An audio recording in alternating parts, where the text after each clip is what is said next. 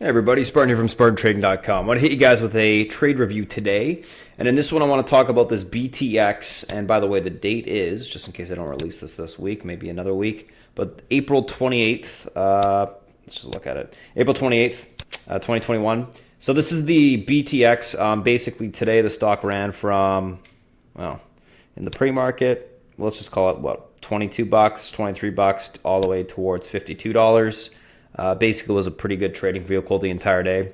High volume name. You can see obviously the entire day was very robust volume on the stock.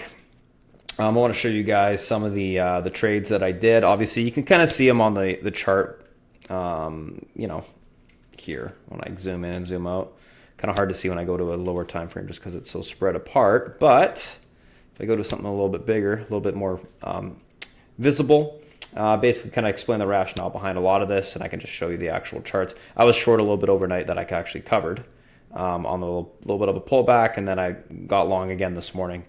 And yeah, we can kind of run through this. So he obviously got long at 24.60, sold some at 25.60. It was a big pop basically right out the gate in the morning there on the little bit of volume. Basically, flag broke to the upside EMA curl, took it on the volume coming in.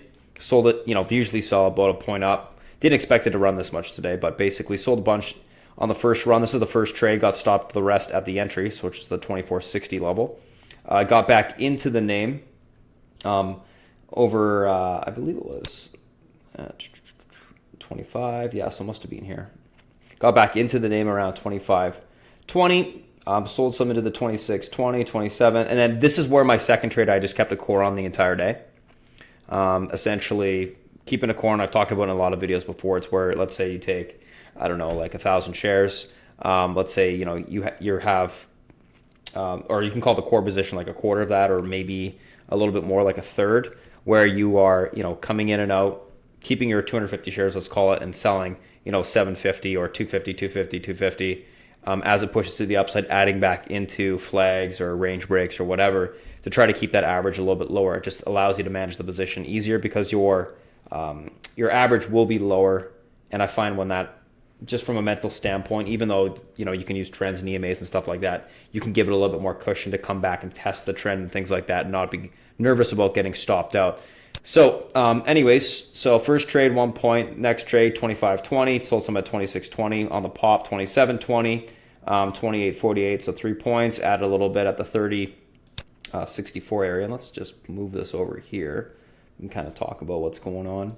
30.64, 30.63. Alrighty. So that must have been, oh, there it is, I think. Nope. Again, this is why I kind of hate this platform. It's a little bit, there it is. So I added on the flag break here. I thought it would, continue to push higher. I had the stop below the 13, basically giving it a little bit of room below that below that level. I continued to curl up as being patient with it. It continued to push to the upside. Oops. Here you can see obviously, flag break, continuation higher, continue to hold the 13. And I was doing Fibonacci extensions to get the next resistance levels to the upside the entire day. Ended up selling some into this little pop here after this flag, which then I immediately added back because the volume was continuing to come in. So you can see obviously the buy, some selling to 34.68, 36.15, added a little bit, sold some more to 37.76.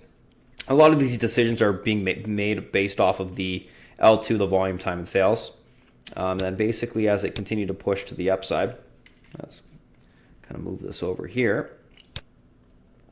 This over here kind of got faked out on a range break through the double top, but it continued to hold the EMA support, which again, like I said, I had the stops below the EMA, broke the flag, added more into the name here, sold into that pop continuously as it rounded the upside, ended up adding back a little bit, added a little bit too much, scaled out a piece, continued to hold it, and then obviously sold into, or bought into the movement to the upside here when it started to push through 45. And then I sold into that big push, which was the 50, 51, 52 area, which we can kind of see right here. Let's see. So the buys at 36, sells 37, 40, 40, 70, 40, 39. Bought some at a 43.50 level, which again, that's where I bought, reduced size a little bit. And then I bought more on when it started to push that flag to the upside. So basically adding into strength and then selling into these movements to the upside, 50, 52, 51, 52. Then you can see me getting stopped out the rest of it around that 42 level. Basically, it pulled back to the EMA support. I figured, okay, I'll sell it and I'll look to maybe short a little bit, which I did short some at 42.50, covered some at 40.80, and then basically these are after hours trades.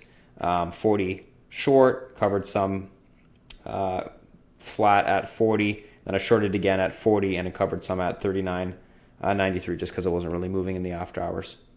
So overall, you know, decent trade. On the long side, I don't know what you would call that. In total, like 25 to 52. So I don't know, we can call it, I guess, 27 points to the upside. You know, a couple points to the downside, whatever, point and change. But mainly it was a long trade today. Overall, basically using the L2, playing the flag breaks, allowing it to ride the trend, giving it cushion, keeping the core position so I can keep my average lower, and then adding into strength and selling into the strength when you see the sellers coming in on the L2, or when you see that volume's dying down a little bit, or any sort of extension candle. Of course, like I said, I'm using my Fibonacci extensions, all my levels to get a good sense of where that resistance could possibly come in, and I typically will sell into those levels as it pushes. But anyways, decent trade. Figured it would be a good one to review because it was a big mover today, and I'm sure a lot of people were watching it or saw it after the fact. But yeah, decent little trade there. So that's it, guys. Just want to review that for you. I'll have another video up probably next week. Well, usually weekly, but I'll talk to you guys then. Any questions, you can go to SpartanTrading.com. Thanks for watching.